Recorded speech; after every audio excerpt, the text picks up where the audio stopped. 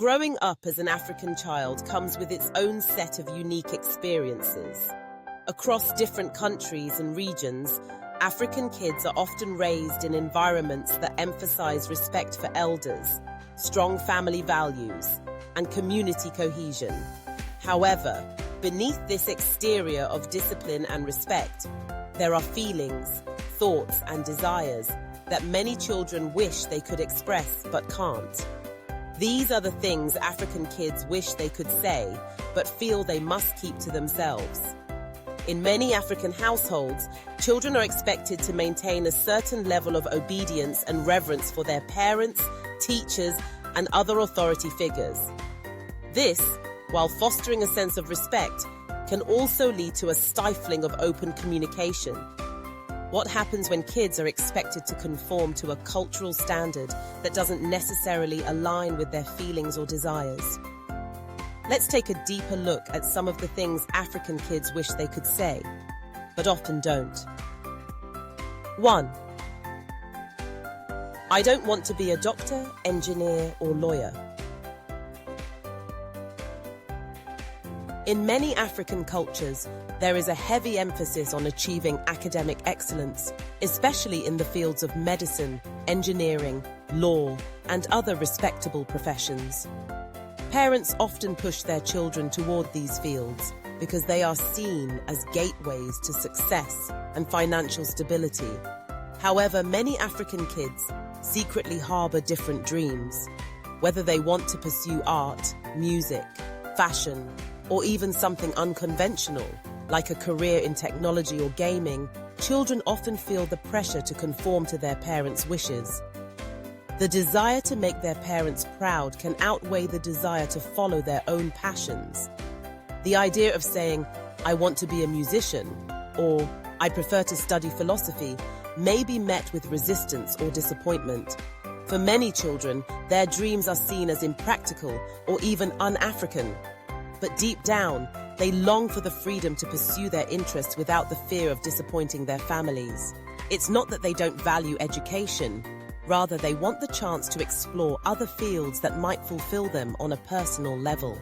2. I don't want to be a burden to you. Parents in many African cultures make huge sacrifices to provide for their children, often at the expense of their own comfort. African kids grow up knowing the value of hard work and the sacrifices their parents make to ensure their well-being. However, sometimes this sense of obligation can weigh heavily on them. They may feel guilty about asking for things, even things that are considered basic, like a new pair of shoes for school or money for a school trip. They may wish they could say, I don't want to be a burden on you, but instead, they bottle up their feelings and try not to ask for too much. African kids, especially in large families, often understand the financial strain their parents may be under, and many try to do their best to be independent and not cause extra stress. This dynamic is particularly common in single-parent households or among children who are raised by grandparents or extended family members. They often feel that their parents or guardians have already done so much, and the last thing they want is to add more weight to their shoulders. 3. I'm not just a child. I have feelings too. In many African households, children are expected to listen and obey without question. While respect for elders is deeply ingrained in the culture, there is often a lack of acknowledgement for the emotional world of the child. African kids grow up in environments where expressing emotions like sadness, frustration, or anxiety is not always welcomed or understood. In situations where a child might be feeling overwhelmed, hurt, or misunderstood, they often keep these emotions to themselves. The fear of being told to stop crying or be strong can prevent kids from opening up. Instead of expressing themselves, they may bottle up their feelings, trying to appear strong or resilient to meet their parents' expectations. Many African children long for the opportunity to be heard and to share their feelings without fear of being reprimanded or dismissed. They want to say, I am struggling, or I feel alone. But the pressure to maintain composure and avoid appearing weak can be too much. 4. I need mental health support. Mental health is still a taboo subject in many African households. The cultural mindset often leans towards seeing mental health challenges as a sign of weakness or something that will pass on its own. African kids who struggle with anxiety, depression, or other mental health challenges may feel trapped because they don't have the language or support system to address these issues. They may feel uncomfortable or scared to ask for help as they fear being judged or misunderstood. In some households, mental health is not seen as an issue that needs professional intervention, but rather something to be ignored or brushed aside. The idea of going to a therapist or counselor might be met with skepticism or outright resistance. For many African children, the reality is that they need mental health support, but feel they can't speak up. The idea of saying, "I need help," is often discouraged in environments where mental strength is valued over emotional well-being. Now, 5. I want to be a kid. In many African families, children are expected to grow up quickly and take on responsibilities from a young age. This may include helping with household chores, looking after younger siblings, or contributing financially in any way they can. While this sense of responsibility is important, it can also lead to children wishing for a break from their adult-like obligations. Many African kids wish they could say, "I just want to be a kid for a little longer." But they may feel that they're expected to grow up too soon. In large families, the oldest child is often expected to take on a parental role, which can be overwhelming. The pressure to succeed academically, assist in household chores, and support the family emotionally can leave little time for play and relaxation. Kids might yearn for the opportunity to simply enjoy their childhood without the weight of adult expectations pressing down on them. 6. I don't understand why I can't have a relationship.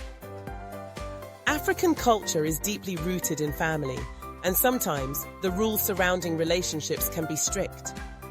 In many cases, African kids, especially teenagers, might feel a natural attraction to someone, but are discouraged from dating or forming romantic relationships at an early age. These restrictions are often in place to preserve moral values or ensure that young people focus on their education. However, the desire for companionship and love doesn't go away.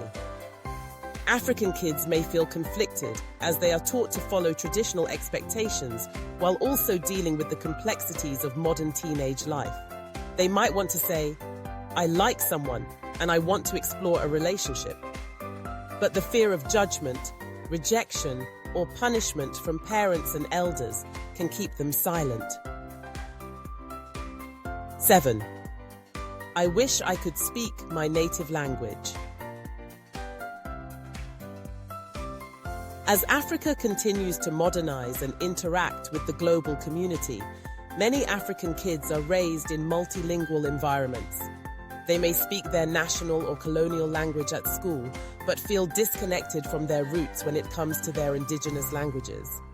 In many cases, African parents prioritize fluency in the dominant language to ensure success in education and professional settings. This can lead to a situation where children understand their native language but are not fluent in speaking it.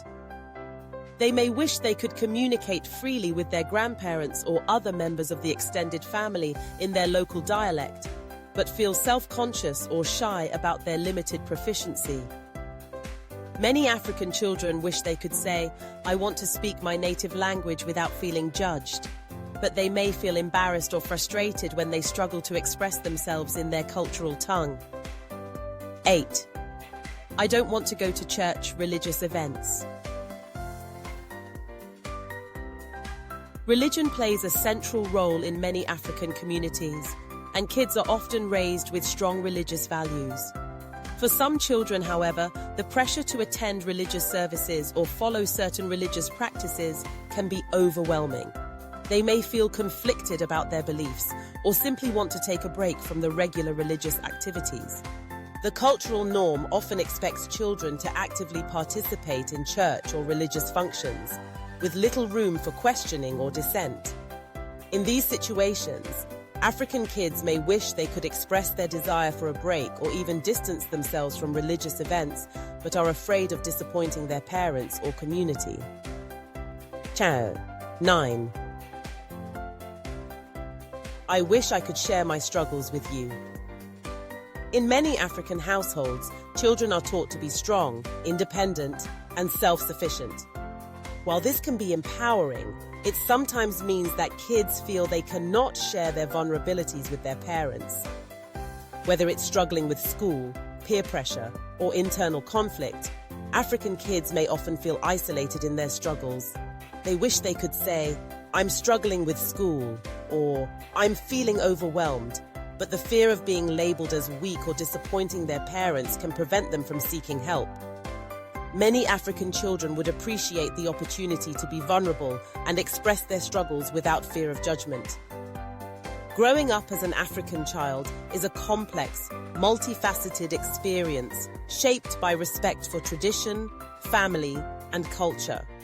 While these values provide a solid foundation, they can also stifle the voices of children who feel they can't express their true thoughts and emotions.